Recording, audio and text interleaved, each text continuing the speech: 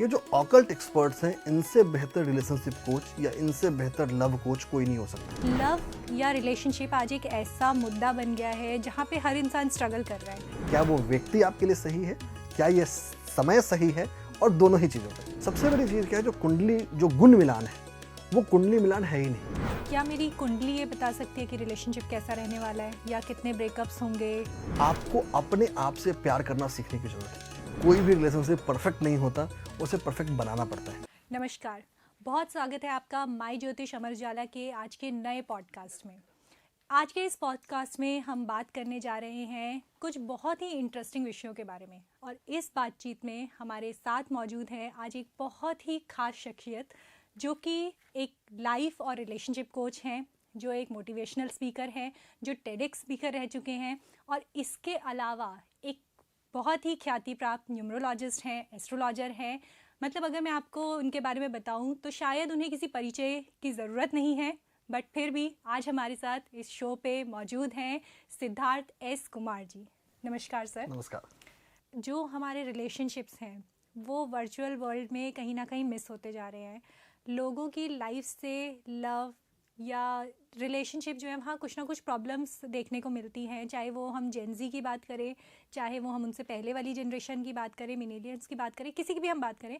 Love या relationship आज एक ऐसा मुद्दा बन गया है जहाँ पे हर इंसान स्ट्रगल कर रहा है ना। कभी आप ब्रेकअप्स की वजह से स्ट्रगल कर रहे हैं, कभी आप मिसअंडरस्टैंडिंग्स की वजह से स्ट्रगल कर रहे हैं, कभी आप कम्युनिकेशन की वजह से स्ट्रगल कर रहे हैं। तो ये स्ट्रगल ऐसे हैं जो रिलेशनशिप्स को कहीं ना कहीं ख़राब कर रहे हैं, कहीं ना कहीं कमज़ोर कर रहे हैं।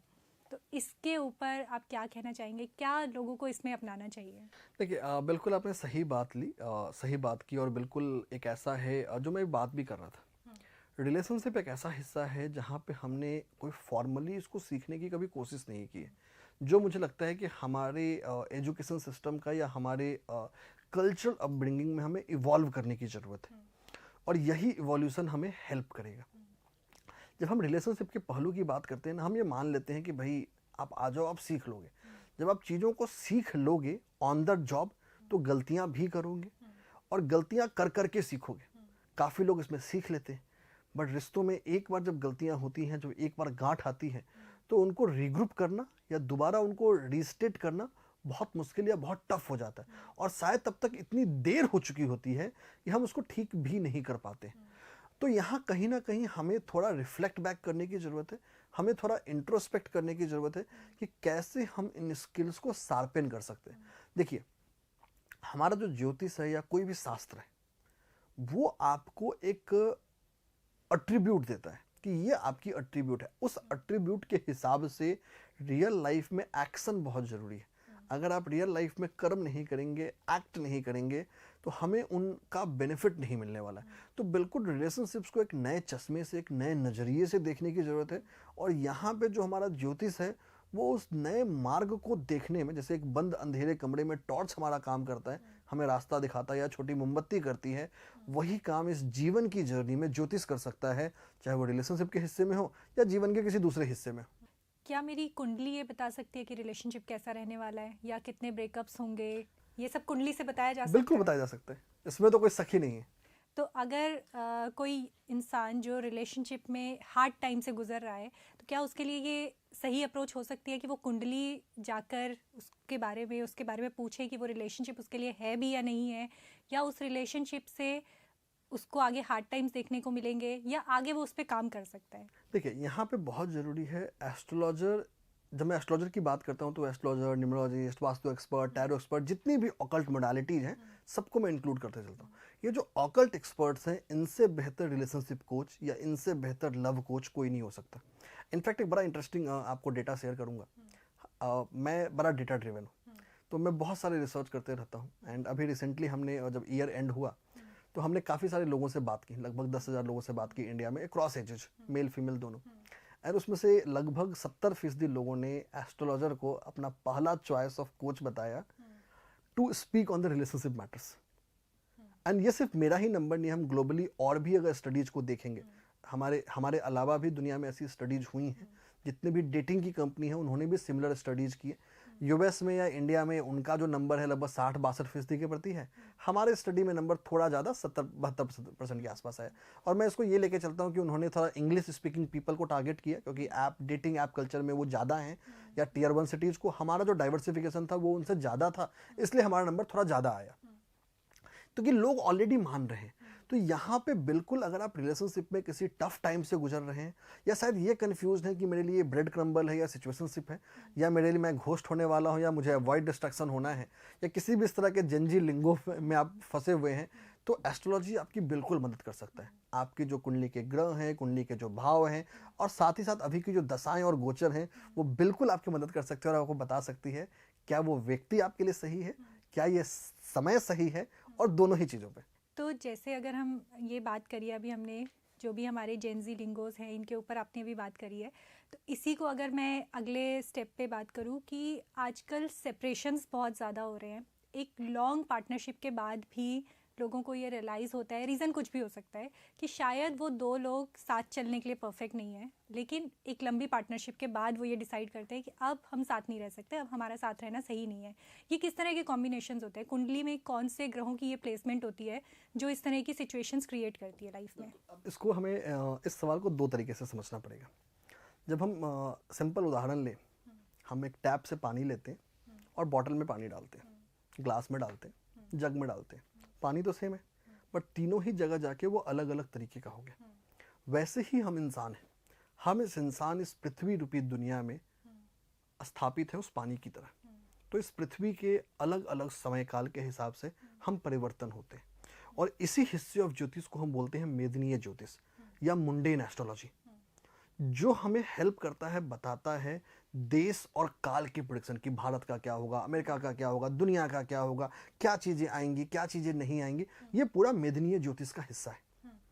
और इतना ही नहीं, ये जो मुंडेन एस्ट्रोलॉजी है, ये हमें ये भी बताता है कि जो हमारा ओवरऑल इंसान है वो भी इस सिस्टम का हिस्सा है। तो कहीं ना कहीं जो मुंडेन होने वाली घटनाएं हैं वो भी इंसान को प्रभावित कर रही हैं। अब जो आपका सवाल था उस पर अगर मैं आता हूँ, तो बहुत सारे लोग एक लंबे कॉम्पेनियनशिप के बाद इस चीज़ को विटनेस कर रहे हैं। इसके दो वजह हैं। सबसे पहला वजह है उनके अपनी कुंडलियाँ। अगर उनकी अपनी कुंडलियों को देखें, उनकी अपनी दशाओं को देखें, तो हम बिल्कुल इसको इन्फर कर सकते थे। इसीलिए मैं हमेशा बोलता हूँ हमें प्रोएक्टिव चलने की ज़रूरत है। अगर हम इंतजार करेंगे कि अब क्या होगा तो गड़बड़ है।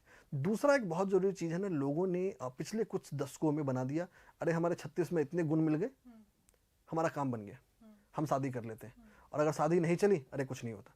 सबसे बड़ी चीज़ क्या है, जो कुंडली जो गुण मिलान है वो कुंडली मिलान है ही नहीं।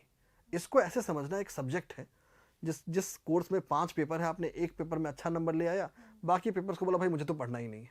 तो जो गुण मिलान है सिर्फ वो एक चैप्टर है, एक छोटा सा हिस्सा है। इनफैक्ट अगर मैं कहूँ तो जो कुंडली मिलान है उसका सिर्फ 10% हिस्सा गुण मिलान है। कहीं ना कहीं हम उस कुंडली मिलान को करते ही नहीं। हमें कुंडली मिलान करने की जरूरत है, गुण मिलान नहीं। गुण मिलान से कुंडली मिलान कहीं ज्यादा बड़ा है। दोनों में क्या डिफरेंस होता है, गुण मिलान और कुंडली मिलान में? देखिए, जब हम गुण मिलान की बात करते हैं तो गुण मिलान सिर्फ एक सिस्टम है जिसको हम अष्टकूट गुण मिलान बोलते हैं, जहां आपको 36 में एक स्कोर मिल रहा है, जो प्राइमा फेसिया सिर्फ चंद्रमा और चंद्रमा से जुड़े हुए पैरामीटर्स को कंसीडर कर रहा है। लेकिन व्यक्ति के जीवन में जो बाकी ग्रह हैं, चाहे उसका लग्न हो, चाहे उसका पंचम भाव का स्वामी हो, उसका दूसरे भाव का स्वामी हो, अष्टम का, उनके हर भाव का जो कारक तत्व है उसकी चर्चा शायद इस गुण मिलान से अलग हट जाती है। हमारे जो ऋषि मुनि थे उन्होंने इसको एक सिस्टम के रूप में माना कि इंसान सबको यूज करेगा। लेकिन ये एक शायद ड्रॉबैक है जो पिछले 2 दशकों में आ गया कि हम गुण मिलान पे डिपेंडेंट हो गए। और गुण मिलान पे इसलिए डिपेंडेंट हो गए ना, इनको कंप्यूटर के जरिए करना या तकनीक के जरिए करना आसान था, इजी था, तो हमने ईजियर ऑप्शन अपनाया। बट कुंडली मिलान में क्या है कि हम हर ग्रह को, हर भाव को, दोनों को मिलाते हैं कि दोनों का जो जीवन है, उनकी इमोशनल कंपेटिबिलिटी हो, उनकी फिजिकल कंपेटिबिलिटी हो, उनकी इंटीमेट कंपेटिबिलिटी हो, हर लेवल ऑफ कंपेटिबिलिटी को देखना जरूरी है। तो ये सारी चीजें हम गुण मिलान में नहीं देखते? नहीं। अच्छा। गुण मिलान इसमें से बहुत सारी चीजों को ध्यान नहीं देता, या बहुत सारी चीजों को एक कॉम्प्रिहेंसिव तरीके से ध्यान नहीं देता। वो एक तरीका है जो आपको एक ऑब्जेक्टिव ओपिनियन दे सकता है, बट एक इन डेप्थ ओपिनियन देने के लिए आपको कुंडली मिलान की तरफ जाना जरूरी है। दूसरा जो बहुत जरूरी चीज है रिलेशनशिप में, वो है आपका, आप शादी कर कब रहे हो, शादी का मुहूर्त। आज हमारा डिमांड होता है कि भाई शादी हमें सैटरडे करनी है, शादी हमें संडे करनी है, या फिर जिस दिन वेडिंग वेन्यू अवेलेबल है उस दिन करनी है। तो वैसे शादियां नहीं हो सकती। हमारे शास्त्रों में पंचांग और मुहूर्त अपने आप में एक हिस्सा है। तो जो शादियों का मुहूर्त है वो भी बहुत जरूरी है। दूसरा, पहले की शादियां घर में होती थी, तो घर की अपनी एक ऊर्जा होती थी, घर की अपनी एक ऑरा एनर्जी होती थी। आज की शादियां जब वेडिंग वेन्यूज में हो रही हैं, वहां की ऊर्जा हमारी जैसी नहीं है, क्योंकि वहां हर दिन नए लोग आ रहे हैं। वहां जो लोग हिस्सा बन रहे हैं वो शादियों में, वो हमें जानते तक नहीं है, उनके लिए सिर्फ एक ट्रांजैक्शन है। और जब एक ट्रांजैक्शनल स्टेटमेंट है तो उनके लिए वो इमोशनल एनर्जी कनेक्ट होना मुश्किल है। इसीलिए यहाँ पे जो वेडिंग वेन्यू है उनके वास्तु होने भी बहुत जरूरी है। इनफैक्ट मतलब शायद बहुत सारे वेन्यूज हैं आज की तारीख में जो वास्तु पे मेहनत कर रहे हैं, जो अपनी वेन्यू को वास्तु कर रहे हैं टू मेक श्योर कि जो कपल है उनकी शादी अच्छी चले। तो जो वेन्यू का वास्तु है, क्योंकि आपने मेंशन किया, वेन्यू का वास्तु भी कपल की कंपैटिबिलिटी को इफेक्ट कर सकता है। बिल्कुल करेगा। तो अच्छा। इसको मैं बोलता हूँ वेडिंग 360। वेडिंग 360 का मतलब जहाँ पे ये मेरा दिया हुआ टर्म है, जहाँ पे सिर्फ आपका कुंडली या गुणमिलान ही नहीं, आपकी शादी कब हुई है, किस मुहूर्त में हुई है और कहाँ हुई है, तीनों ही चीज़ों को ध्यान रखना है। जैसे आपका डेकोर किस कलर का होगा, वहाँ जो प्लांट्स या जो फ्लावर्स लगे हैं वो कौन से कलर के लगेंगे, कौन से लगेंगे, किस दिशा में लगेगा, वहाँ की एनर्जी क्या। देखिए, हमें शादी वेडिंग वेन्यू में करनी है, ये बात हमें पता है कि हमारे पास दूसरा कोई ऑप्शन नहीं है। हम वहाँ बड़े स्ट्रक्चरल चेंजेस नहीं कर सकते, बट शादी जीवन में होनी तो एक बार है, और हम शादी में बहुत सारा खर्च कर रहे हैं। अगर कलेक्टिवली कंट्री के रूप में देखेंगे तो लगभग 3-3.5 लाख करोड़ का मार्केट है वेडिंग का। मतलब इतने पैसे लोग खर्च कर रहे हैं शादी करने में। तो वहाँ पे अगर हम ज्योतिष की मदद लें तो हम वेन्यूज को बेटर कर। यहाँ इनफैक्ट मतलब मैं बहुत सारे शादियों में बहुत सारे वेडिंग प्लानर्स के साथ, वेन्यूज के साथ काम कर रहा हूँ, जहाँ पे हम पूरी की पूरी वेन्यू को ही कस्टमाइज कर रहे हैं कि आपके जो अवेलेबल ऑप्शंस हैं, आप ये वाला ऑप्शन लो जो आपकी कुंडली के हिसाब से, आपकी दशाओं के हिसाब से ज़्यादा बेहतर है आपके आने वाले जीवन के लिए। पर मैं अगर सपोज कीजिए एक इंडिविजुअल अगर शादी करने जा रहे हैं, एक लड़का लड़की शादी करने जा रहे हैं, अब वो ये कैसे डिसाइड करें कि वास्तु के हिसाब से उनके लिए ये जगह परफेक्ट है, ये वेन्यू परफेक्ट आ रहा है, इसमें छोटे मोटे चेंजेस करके ये हमारी शादी को बचा लेगा, वो ये कैसे कर सकते हैं? उनके लिए सबसे बढ़िया ऑप्शन है कोई एक्सपर्ट को कंसल्ट करें ना, उनको ही करना है। देखिए, अगर आप बीमार पड़ते हैं तो आप डॉक्टर के पास जाते हैं। आप ये थोड़ी बोलते हैं कि मैं बुक उठा लूंगा, बुक से पढ़ लूंगा, यूट्यूब से वीडियो देख लूंगा कि चलो खुद की सर्जरी खुद कर लेंगे, नहीं करते ना। तो मतलब ये है तो कि यहाँ पे है कि अगर आप एक एक्सपर्ट से जाना है- ओपिनियन ले, जो आपको सिर्फ कुंडली मिलान या गुण मिलान ना करे, बल्कि आपके वेडिंग के हर हिस्से को कर सकते हैं। अगर आपको जरूरत पड़ती है कि आप एक से ज़्यादा एक्सपर्ट की मदद ले, बिल्कुल ले, ये नहीं बोलता। और यहाँ पे ये लेना जरूरी है, और जरूरी, और ऐसा नहीं है सिर्फ इंडिया में। अगर मैं अपनी पर्सनली बात करूं तो मेरी वेडिंग सर्विसेज जितना इंडिया में, मतलब मैं जिसको पिच नहीं करता हूं, उससे ज़्यादा मेरा डिमांड यूएस या मिडिल ईस्ट में।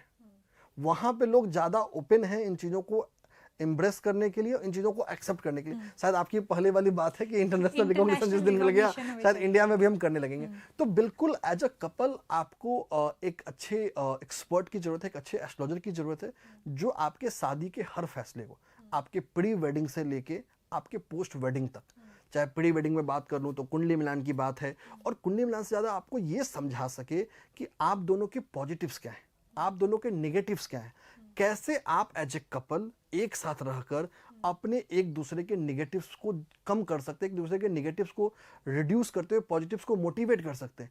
आजकल प्री मून या प्री वेडिंग हनीमून का फैशन चल गया है, उसको कैसे कर सकते हैं। जब हम शादी की बात करते हैं तो वहाँ शादी का मुहूर्त हो गया, शादी का जो वेन्यू है उनकी वास्तु हो गई, आप क्या कपड़े पहने, किन रंगों के कपड़े पहने, उनकी चर्चा हो गई। जब पोस्ट वेडिंग की बात करते हैं तो वहाँ आप जिन घरों में रहने वाले, जिन कमरों में रहने वाले, उनका क्या वास्तु होगा, वो किस दिशा में होंगे, वहाँ क्या चीज़ें होनी चाहिए। ये सारी की सारी चीज़ें अगर हम एक साथ रख के चलते हैं तो शायद हम रिलेशनशिप को ज़्यादा बेहतर कर सकते हैं। और एक बहुत ज़रूरी चीज़ है ना, ये मुश्किल नहीं है, ये सुनने में मुश्किल लगता है, बट ये अब हर उपाय सस्ता भी है, हर उपाय महंगा भी है। हमें अपने सामर्थ्य के हिसाब से, अपने एबिलिटीज के हिसाब से चूज करना चाहिए, मेरे लिए क्या बेटर है। सिद्धार्थ जी, एक चीज़ और मैं इसके बारे में आपसे जानना चाहूँगी कि आपने मेंशन किया कि कपड़े जो है उसको लेकर भी एडवाइस लेना चाहिए। तो अगर हम इस पे बात करें कि यूजुअली जो ट्रेडिशनली हम देखते हैं कि दुल्हन का जो जोड़ा है वो लाल रंग का होना चाहिए, हालांकि अभी उसमें बहुत सारे कलर कॉम्बिनेशंस बन गए हैं, बट यूजुअली हम ऐसे देखते हैं कि वो लाल रंग का होना चाहिए। दूल्हे का एक अटायर होता है जो हम मानते हैं हमारे उसके हिसाब से चलता है। तो अगर कुंडली के हिसाब से या उस पूरे एडवाइस के हिसाब से मेरे लिए वो लाल रंग सही नहीं है, नहीं पहनना चाहिए, इस तरह के कॉम्बिनेशंस में क्या है कि अगर हम अपने पुरातन से चले आ रही चीज़ों को छोड़ दें और नई एडवाइस पर काम करें, ये कैसे साथ में चल सकता है? चलिए मैं उसको आंसर करूँ। सबसे पहले चीज़ ये नहीं कि नई एडवाइस के लिए में पुरातन को छोड़ने की ज़रूरत है। जो हमारे पुरातन एडवाइसेस थे ना, वो कंपेरेटिवली सही थे, वो गलत नहीं थे। हमें उनको इवॉल्व करने की जरूरत है। जब हम रंगों की बात करते हैं, रंगों के अंदर शेड्स होते हैं। हर कलर एक सिंपल मिथ है जो मैं मिथ ब्रेक कर देता हूँ कि ये जो रंग है या ये जो कलर है वो इस ग्रह का है या इस नंबर का है। ये एक मिथ है, फैक्ट नहीं। इनफैक्ट फैक्ट ये है कि हर रंग में अलग अलग शेड्स होते हैं। मतलब टोटल अगर एक नंबर की बात करें तो दुनिया में 16 मिलियन शेड्स होते हैं। तो हर रंग के शेड के हिसाब से अलग अलग कलर्स, अलग अलग ग्रहों का, अलग अलग नंबर्स का रोल आता है। मैं आपसे एक चीज़ और पूछूंगी कि जैसे बहुत सारी जगहों पे ये चलता है कि सोमवार को आप सफ़ेद रंग पहनिए, मंगलवार को लाल रंग पहनिए, या ये जो कलर होते हैं स्पेसिफिकली एक डेटी से जुड़े हुए होते हैं कि शिव जी के लिए ये रंग है, विष्णु जी के लिए ये रंग है। आप जो कह रहे हैं उसके हिसाब से कोई भी रंग किसी एक पर्टिकुलर प्लैनेट का नहीं होता या किसी एक पर्टिकुलर नंबर का नहीं होता, क्या ये बात सच है? नहीं, देखिए मैंने ये बोला, थोड़ा सा मैं क्लैरिफाई कर देता हूँ। मैं ये नहीं बोल रहा कि कोई भी एक रंग या कोई भी एक नंबर किसी एक नंबर या ग्रह का नहीं है। मैं ये बताने की कोशिश कर रहा हूँ कि सेम रंग के अंदर आप अलग अलग जो शेड्स हैं वो एक से ज़्यादा ग्रहों के रूल हो सकते हैं। जैसे सिंपल एग्जांपल दूं, जो काला रंग है, जो ब्लैक है, उसको शनि देव रूल करते हैं। लेकिन जैसे ही उस कालेपन में आपने चमक ले आया, जो हमारे सैटिन के कपड़े होते हैं जो चमकीले काले होते हैं, तो उसमें शनि देव के साथ साथ शुक्र देव का भी प्रभाव आ गया। तो हम सेम रंगों के अंदर अलग अलग शेड्स के जरिए, अलग अलग एक्सपेरिमेंटेशन के जरिए एक से ज़्यादा ग्रहों का समावेश देख सकते हैं। तो हर रंग का जो अलग अलग शेड है या बैंडविड्थ ऑफ जो शेड है वो अलग अलग है। इसकी वजह यह है कि उनकी फ्रिक्वेंसी अलग अलग, जो कलर भी है अपने आप में एक एनर्जी है, अपने आप में एक पूरे के पूरे एक वेवलेंथ को रिप्रेजेंट करेंगे। तो हर जो जोन ऑफ वेवलेंथ है वो अलग अलग है। इसीलिए हर कलर में हमें, अब इसको ऐसे समझिए, हर ग्रह का अपना एक, हर रंग का अपना एक ग्रह होने वाला है, हर ग्रह का अपना एक रंग होने वाला है जो उसका प्राइमरी रूलर है। लेकिन उस प्राइमरी रूलर के साथ साथ शेड के हिसाब से, अलग अलग शेड्स के हिसाब से अलग अलग ग्रहों का भी समावेश होगा, जहां वो डबल रिस्पॉन्सिबल बन जाएंगे, जहां वो दो ग्रह उसके रूलर बन जाएंगे। तो हम शेड्स में प्ले कर सकते हैं। और दूसरा सबसे ज़्यादा चीज़ है, जब हम बात करते हैं सप्ताह के दिन के हिसाब से, वो एक सामान्य तौर पे बहुत अच्छा है। बट अगर आपके पास डिसीजन मेकिंग है, चॉइस है, तो आप उस दिन और आपकी कुंडली दोनों को मिलाकर भी तय कर सकते हैं कि आपको क्या पहनना चाहिए और क्या नहीं पहनना चाहिए।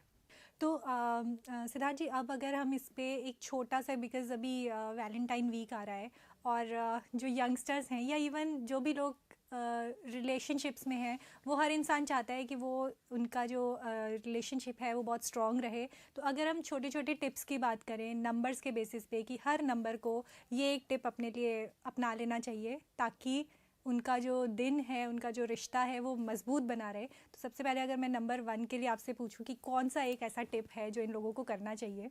देखिए, बहुत ज़रूरी चीज़ है जब हम नंबर्स की बात करते हैं या किसी भी टिप्स की बात करते हैं, तो अभी जो हम चर्चा कर रहे हैं वो एक बहुत ब्रॉडर ओपिनियन है।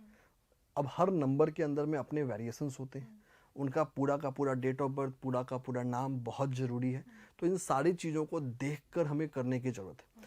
अगर मैं नंबर 1 की बात करूं स्पेसिफिकली, तो 3 चीज़ें आप कर सकते हैं। पहला तो आप सुनने की आदत डालें। थोड़ा आपके लिए मुश्किल है, आपके पर्सनालिटी के खिलाफ है, बट सुनना बहुत जरूरी है। सुनने की आदत का मतलब कि सिर्फ आप ही हमेशा सही नहीं है। किसी भी रिश्ते के लिए दूसरों को सुनना या एडाप्टेबल होना बहुत जरूरी। तो नंबर 1 के लिए सबसे जरूरी यही है। दूसरा जो नंबर 1 वाले कर सकते हैं वो ये है कि आप जो हल्के रंग है या जो सूर्य देव के रंग है उनको अपने जीवन में अपनाएं। तीसरा सबसे मुश्किल काम, समय पे उठना जरूरी है, समय पे सोना जरूरी है। अगर आप सूर्योदय के साथ नहीं उठ सकते हैं या समय का सम्मान नहीं कर सकते हैं तो आप सूर्य देव की कृपा कभी नहीं पा सकते। तो अगर आप चाहते हैं कि आपका जो सूर्य है, अगर उसकी आप कृपा पाएं, आपके रिलेशनशिप बेहतर हो, तो समय का रिस्पेक्ट करने वाला बनिए। तो ये 3 चीज़ें हैं जो जीवन में आप उतार सकते हैं। नंबर 2 की हम बात करें तो उनको इसके लिए क्या करना चाहिए? अगर नंबर 2 की बात करें रिलेशनशिप को बेहतर करने के लिए, सबसे पहले आपको अपने आप से प्यार करना सीखने की जरूरत है। अगर आप अपने आप को सेल्फ लव नहीं करेंगे, अपने आप को वो केयर नहीं देंगे, तो आपको वो प्यार और केयर नहीं मिलने वाला। दूसरा नंबर 2 के लिए जरूरी है कि आप भगवान शिव की आराधना करें।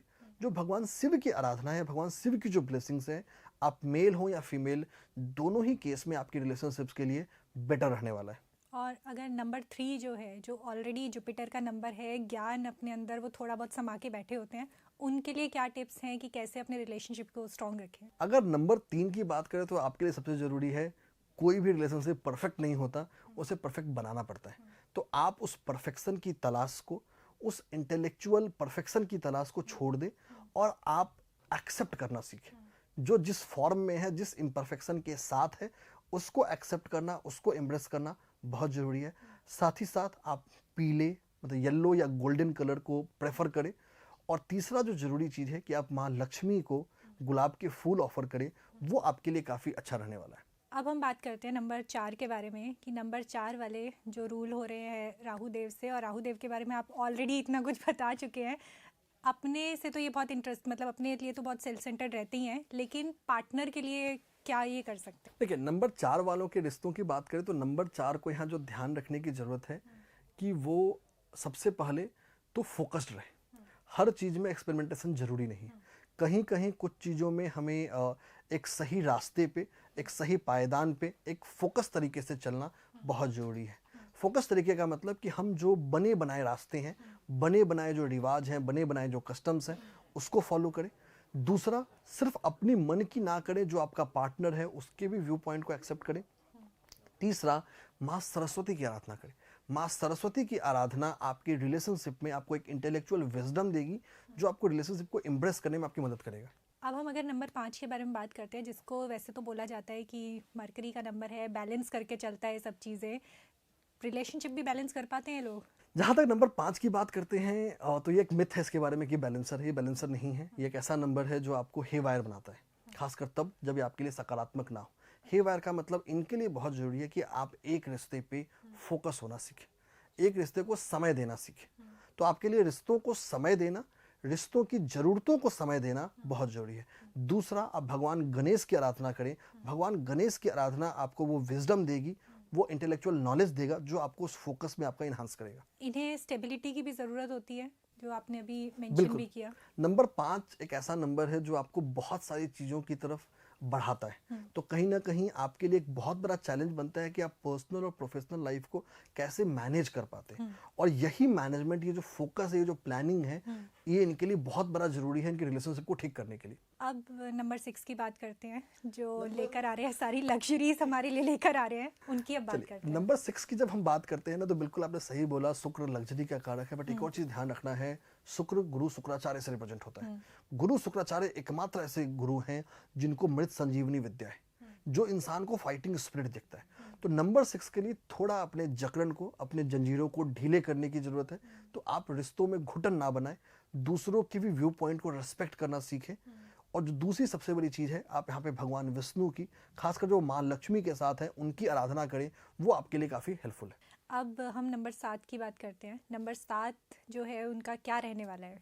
नंबर 7 के लिए बहुत ज़रूरी है कि आप अपनी बातों को शेयर करें। हर बातों को अपने अंदर रखना आपके लिए फ़ायदेमंद नहीं है। अपने व्यू पॉइंट्स को, अपने इमोशंस को, अपनी भावनाओं को एक्सप्रेस करें। कहीं ना कहीं उनको ना एक्सप्रेस कर पाना आपके रिलेशनशिप के लिए एक बहुत ही बड़ा ड्रॉबैक हो जाता है। दूसरा, नंबर 7 एक ऐसा नंबर है जो ओवर रिसर्च करने की जगह पे या चीज़ों को ज़्यादा सोचने के कारण अपने हाथों से अपने कामों को ख़राब कर सकता है। तो चीज़ों को कैजुअली लेना, चीज़ों को प्रैक्टिकली लेना, और जो चीज़ लगे उसको सोचने की बजाय डिस्कस कर लेना आपके लिए ज़्यादा बेहतर है। साथ ही साथ आप यहाँ पे भगवान नरसिंह की, खासकर उन स्वरूप में, जिस स्वरूप में वो माँ लक्ष्मी के साथ है, उसकी आराधना करें, वो आपके लिए काफ़ी हेल्पफुल है। अब हम बात करते हैं शनि देव की, नंबर 8 की। नंबर 8 कैसे होते हैं रिलेशनशिप में, और इनके लिए क्या एक? नंबर 8 की बात करें तो शनिदेव का नंबर आते ही कहीं ना कहीं मन में एक डर भी चला आता है, शायद एक डर बन भी गया है। तो शनिदेव से डरने की जरूरत नहीं है। नंबर 8 एक बहुत ही प्रैक्टिकल नंबर है, रियलिस्टिक नंबर है। ये रिलेशनशिप्स को प्रैक्टिकली ग्राउंडेड रखने की कोशिश करता है। यहाँ पे बहुत ज़रूरी है कि आप अपने पार्टनर के इंटरेस्ट को भी समझें। कभी कभी थोड़ा बहुत फ्लॉन्ट करना चलता है, तो ये आपको एक हेल्दी बैलेंस बनाना पड़ेगा कि कहाँ फ्लॉन्ट करना है और कहाँ नहीं करना है। तो शायद नंबर 8 के लिए एबिलिटी में एडजस्ट करना उनके लिए सबसे बड़ा की है। दूसरा जो सबसे बड़ा की है कि आप अगेन नंबर 7 की तरह ही अपनी भावनाओं को अपने तक ना रखें, अपनी भावनाओं को अपने पार्टनर तक कम्युनिकेट करें, जो बहुत ज़रूरी है। उपाय के तौर पे आप भगवान शिव की आराधना करें, खासकर माँ पार्वती के साथ, वो आपके लिए काफ़ी हेल्पफुल है। तो सिद्धार्थ जी, अब हमारा आखिरी नंबर आ जाता है, नंबर 9, जिसका साल भी है, जो वैसे तो बहुत ही एग्रेसिव प्लैनेट माना जाता है। इनके लिए क्या लव एडवाइस है? देखिए, नंबर 9 की बात करें और लव एडवाइस की बात करें तो नंबर 9 एग्रेसिव तो है, बट साथ में ह्यूमैनिटेरियन भी नंबर है। एक ऐसा नंबर है जो खुद से पहले कम्युनिटी को रखने की कोशिश करता है। तो यहाँ हमें बहुत ज़रूरी है कि हम अपने साथ साथ अपने को भी प्रायोरिटी बनाएं, सिर्फ समाज के लिए या एक ओवरऑल कल्चर की तरफ ना जाए, वरना वो दिक्कत है। तो हमें अपने पार्टनर को भी ड्यू फोकस, ड्यू इंटरेस्ट देना बहुत ज़रूरी है। हर चीज़ ज़रूरी है, सबका अपना एक जगह होता है, उस जगह का ध्यान रखना जरूरी है। दूसरा, अगेन नंबर 9 एक ऐसा नंबर है जो कहीं ना कहीं रिश्तों में डोमिनेट करने की कोशिश करता है। तो यहाँ इस डोमिनेटिंग एबिलिटी को एडेप्टेबल बनाने की जरूरत है, ताकि आप सामने वाले पार्टनर को भी जगह दे सके। उपाय के तौर पे भगवान राम और माँ सीता की आराधना करें, वो आपके लिए काफ़ी हेल्पफुल है। तो सिद्धार्थ जी, जो भी चीज़ें अभी आपने रिलेशनशिप्स को लेकर हमें बताई हैं, ये आई होप हमारे यूज़र्स जो भी हैं, हमारे व्यूअर्स जो भी हैं, उसे अपनाएं। इसके बाद बस एक आखिरी चीज़ जो मैं आपसे जानना चाहती हूँ, बिकॉज़ आप न्यूमरोलॉजी बहुत करते हैं, और आज की डेट में जो हमारे सबसे करीब रहता है वो होता है हमारा मोबाइल फ़ोन के नंबर्स। तो मोबाइल फ़ोन के नंबर्स भी क्या ये डिसाइड करते हैं हमारा सक्सेस, हमारा रिलेशनशिप, हमारी लाइफ? क्या ये हमारी लाइफ को एक डायरेक्शन देते हैं? मैं मोबाइल नंबर को आंसर करूँ उससे पहले एक चीज़ आंसर करूँगा कि अभी हमने 9 नंबर्स की जिक्र की, 9 नंबर्स को क्या करना चाहिए। मैं एक मोटे तौर पे, बहुत सारे ऐसे लोग हैं जिनको अपना डेट ऑफ बर्थ ही नहीं पता, या जिनको अपना उतनी वो नहीं जाना चाहते हैं। तो वैसे स्थिति में कुछ ऐसे टिप्स देना चाहता हूँ जो आपको रिलेशनशिप में हेल्प करेगा। सबसे पहले, और ये जो सबसे ज़रूरी चीज़ है, कि आप कम्युनिकेट करें। किसी भी रिलेशनशिप का जो नींव है, जो उसका बेस पॉइंट है, वो कम्युनिकेशन है। एक ओपन, ट्रांसपेरेंट, ऑथेंटिक कम्युनिकेशन बहुत ज़रूरी है। जिस रिश्ते में कम्युनिकेशन आ गया, जिस रिश्ते की नींव आपने कम्युनिकेशन पे बनाई, वो रिश्ता हमेशा मजबूत टिकेगा। तो कम्युनिकेशन इस्टेब्लिश करना बहुत ज़रूरी है। दूसरा जो बहुत ज़रूरी चीज़ है, शेयर्ड इंटरेस्ट। शेयर्ड इंटरेस्ट का मतलब कि आप अपने गोल्स बनाएं। गोल्स का मतलब कि आप इंडिविजुअली क्या अचीव करना चाहते हैं। दोनों, चाहे जो भी स्पाउसेस हैं, दोनों अपने अपने लिए इंडिविजुअल गोल्स भी बनाएं। अब ये इंडिविजुअल गोल पर्सनल लाइफ में भी हो सकते हैं, प्रोफेशनल लाइफ में भी हो सकते हैं। एज अ कपल भी गोल बनाएं कि एज अ कपल हम क्या अचीव करना चाहते हैं, क्या सीखना चाहते हैं, क्या एक्सपेरिमेंट करना चाहते हैं। और इतना ही नहीं, यहाँ ये भी जरूरी है, अपने रिचुअल्स बनाएं। ऐसी एक्टिविटी बनाएं जहां आप देश दुनिया से हटकर सिर्फ आप दोनों हैं। जैसे साथ खाना बनाना हो सकता है, साथ सफाई करना हो सकता है, साथ वार्डरोब को ठीक करना हो सकता है। इसको मैं बोलता हूँ शेयर्ड लव रिचुअल, और ये बहुत जरूरी है। तीसरा जो जरूरी चीज है यहाँ पे, वो है कि आपकी जो रिस्पॉन्सिबिलिटीज है, चाहे रिस्पॉन्सिबिलिटीज टुवार्ड्स इन लॉज हो, रिस्पॉन्सिबिलिटीज टुवार्ड्स किड्स हो, चाहे रिस्पॉन्सिबिलिटीज टुवार्ड्स कोई दूसरा काम हो, उसको म्यूचुअली अंडरस्टैंडिंग के साथ डिवाइड करें। ये 3 बेसिक लाइफ टिप्स है जो हमें ध्यान रखना है।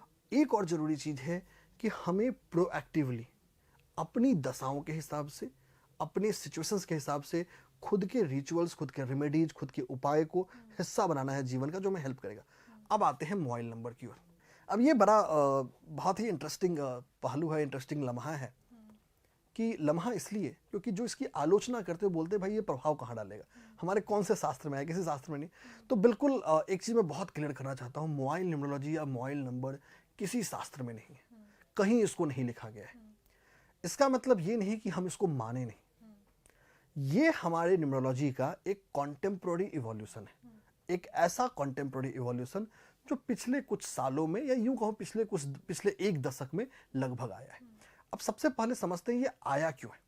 आज की तारीख में मैं, आप या कोई भी व्यक्ति जो हमें सुन रहा है या देख रहा है, अपने जीवन का एक छोटा से छोटा काम भी बिना मोबाइल फोन के नहीं कर सकता।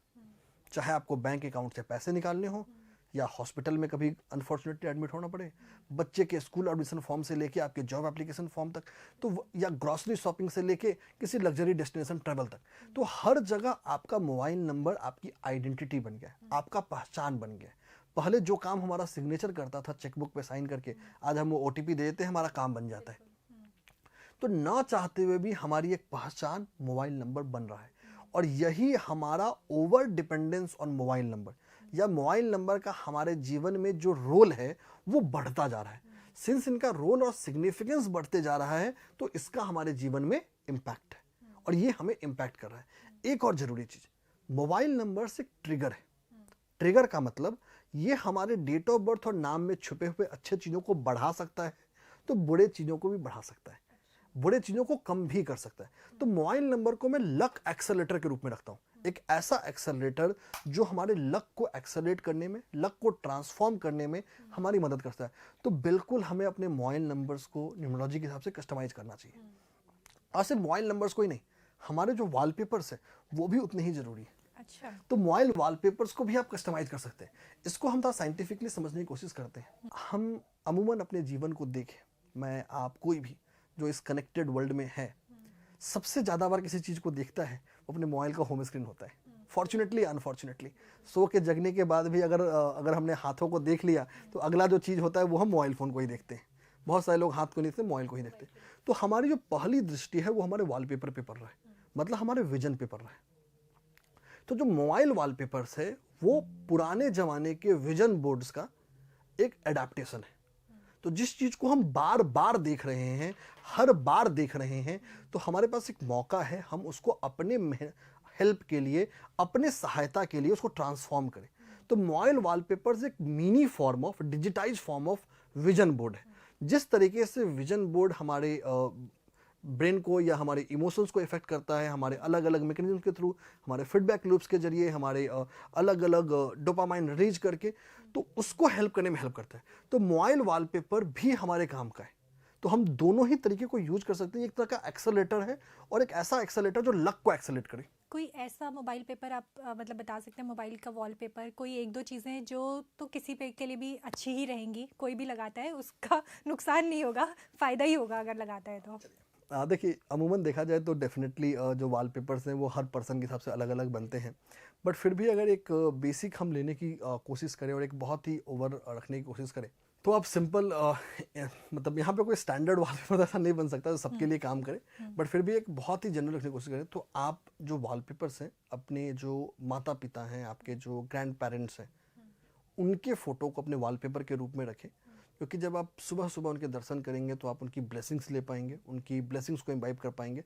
तो एक कंप्लीट फैमिली पोर्ट्रेट जहां आपके पेरेंट्स भी हैं, आपके इन लॉज भी हैं, आपके स्पाउसेस भी हैं, अगर आप मैरिड नहीं हैं तो अपने पेरेंट्स के साथ ही सिर्फ, और एक जॉइंट पिक्चर को एक कोलाज के रूप में या एक सिंपल फोटो के रूप में, वॉलपेपर के रूप में लगाए, ये एक अच्छा उपाय, एक अच्छा रेमेडी हो सकता है सबके लिए। इसमें बस एक चीज़ मैं आपसे पूछूंगी कि क्या डिसीज्ड पेरेंट्स की फ़ोटो लगाना भी सही होता है? देखिए, बात आपकी बिल्कुल सही है। जो डिसीज पेरेंट्स हैं तो पेरेंट्स, तो बिल्कुल लगा सकते हैं, कोई दिक्कत की बात नहीं है। ठीक है सिद्धार्थ जी, बस हम अपने इस पूरे पॉडकास्ट को अब एंडिंग सेशन पे लेके जाते हैं। एक चीज़ जो रिलेशनशिप को लेकर मैं आपसे वापस से पूछना चाहूँगी वो ये कि आजकल जो भी लोग, वैसे तो यूजुअली लोग लव मैरिज कॉन्सेप्ट पे बहुत ज़्यादा चले गए, बट अरेंज मैरिज कॉन्सेप्ट पे जो लोग हैं, जो एक दूसरे को इससे पहले जानते नहीं हैं, तो ऑब्वियसली आप अपने इमोशन, अपने थॉट प्रोसेस को मैच एक या दो मीटिंग्स में नहीं कर सकते। उनके लिए क्या ऐसी चीज़ें हैं जो उन्हें ध्यान रखनी चाहिए या अपने पार्टनर में देखनी चाहिए? देखिए, जहाँ तक ध्यान रखने या पार्टनर में देखने की बात है, जब आप अरेंज मैरिज की बात करते हैं तो बहुत ज़रूरी है आप एक दूसरे की ऊर्जा को देखें, एक दूसरे के वाइब्स को देखें।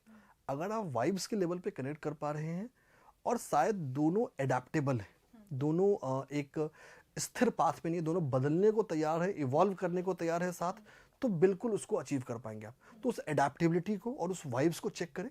और मुझे लगता है कि अगर आप अरेंज मैरिज में हो या लव मैरिज में हो, दोनों ही में आपको एस्ट्रोलॉजी यूज़ करनी चाहिए। इसलिए नहीं कि ये आपको प्रेडिक्शन में हेल्प करेगा, बल्कि इसलिए ये आपको आपके पार्टनर को सही तरीके से समझने में, उसके पसंद को, उसके नापसंद को, उसके इंटरेस्ट को, उसके प्रायोरिटीज़ को, उसके गोल्स को समझने में आपकी मदद करेगा। बहुत बार सवाल आता है कि भाई अरेंज मैरिज में तो हमें डेट ऑफ बर्थ नहीं पता है, तो क्या करें? हमारे शास्त्रों में ऐसे बहुत सारे शास्त्र हैं, चाहे वो टैरो हो, चाहे वो नाम के बेस पे न्यूमरोलॉजी हो, चाहे वो फेस रीडिंग हो, चाहे वो वॉइस रीडिंग हो, जो आपका वो पर्पस सॉल्व कर सकता है। तो आपको डेट ऑफ बर्थ नहीं भी पता या झिझक है डेट ऑफ बर्थ मांगने में, तो भी आप इनकी मदद कर सकते हैं। तो यहाँ पे हम ज्योतिष को एक ऐसे मैकेनिज्म के रूप में यूज करें जो हमारा साथी है, हमारा पर्सनल फ्रेंड है, पर्सनल, या फिर इसको मैं बोलूँ ये बेस्ट फ्रेंड है, BFF है। ये हमारा BFF बनने वाला है जो हमें पार्टनर के बारे में हमें चुगली करेगा। पार्टनर की चुगली का मतलब है हमें वो चीज़ें बताएगा जो हमें उस रिलेशनशिप को बेहतर करने की ओर हमारी मदद करेगा। तो ये एक आपके लिए ओपिनियन हो सकता है। तो आप प्रेडिक्शन की बजाय एस्ट्रोलॉजर को एक लाइफ कोच के रूप में, एक गुरु के रूप में देखें, एक मेंटर के रूप में देखें, जो आपको अपने आप को समझने में भी कि आपकी क्या प्रायोरिटीज है, क्या इंटरेस्ट है। कभी कभी हम अपने आप को नहीं समझ पाते, बहुत बार होता है कि हमें लगता है अरे हमारे चश्मे से ये सही है, बट हो सकता है एक इंडिपेंडेंट व्यू पॉइंट से, एक एक्सपर्ट व्यू पॉइंट से आप सही ना हो। तो ये 3 चीज़ें का आप समावेश एक अरेंज मैरिज में आप कर सकते हैं। सिद्धार्थ जी, आपने जो भी हमारे यूज़र्स को आज बहुत अच्छी अच्छी बातें बताई हैं, बहुत सारी चीज़ों पे आपने एक बहुत ही ब्रॉडर प्रोस्पेक्ट दिखाया है हमें कि चाहे वो कोई भी एस्पेक्ट हो, रिलेशनशिप हो, बिजनेस हो, फाइनेंसेस हो, करियर हो या आगे आने वाला फ्यूचर हो, आपने हर चीज़ पे हमें एक ब्रॉडर एस्पेक्ट दिखाया है। और ये सारी चीज़ें मुझे लगता है कि कहीं ना कहीं अगर लोग छोटे छोटे तौर पर भी अपनी ज़िंदगी में करते हैं तो हमारे लिए बहुत बेनिफिशियल रहने वाली हैं। तो आपकी इस वैल्यूएबल इंसाइट के लिए बहुत बहुत धन्यवाद सिद्धार्थ जी। और मैं चाहूँगी कि हमारे यूज़र्स भी ज़्यादा से ज़्यादा इन चीज़ों को फॉलो करें, इन चीज़ों को समझें। एक आखिरी बात जो आप अपने फैंस से, अपने यूज़र्स से कहना चाहें। एक आखिरी बात वो ये है कि आप अपने रूट्स की तरफ वापस जाएं। रूट्स की तरफ मतलब जो आपके माता पिता हैं, जो आपके पितृ देवता हैं, जो आपके कुल देवी कुल देवता हैं, उनकी आराधना करें, उनकी कृपा लें। जैसे पृथ्वी के चारों तरफ ओजोन लेयर है जिसका जिम्मेदारी है कि सूर्य से आने वाली वैसी रोशनियाँ जो पृथ्वी को नुकसान पहुंचा सकती है उसको रोके, वैसे ही जो ब्लेसिंग्स ऑफ पेरेंट्स है, ब्लेसिंग्स ऑफ एंसेस्टर्स है, ब्लेसिंग्स ऑफ कुलदेवी कुलदेवता है, वो हमारे चारों तरफ वैसा ही रक्षा कवच बनाता है। अगर आपके चारों तरफ ये रक्षा कवच है तो आप स्पिरिचुअल क्वेश्चन के तौर पे काफ़ी बेहतर है और बहुत सारी समस्याओं को आप समय से पहले जान पाएंगे, समझ पाएंगे और उनसे बच पाएंगे। जरूर सिद्धार्थ जी, बहुत बहुत धन्यवाद इस सारी इंसाइट्स के लिए और हमारे यूज़र्स को इतनी ज्ञानवर्धक बातें बताने के लिए। आपका माई ज्योतिष अमर उजाला पे हम पूरे परिवार की तरफ से आपका धन्यवाद करते हैं। धन्यवाद, थैंक यू।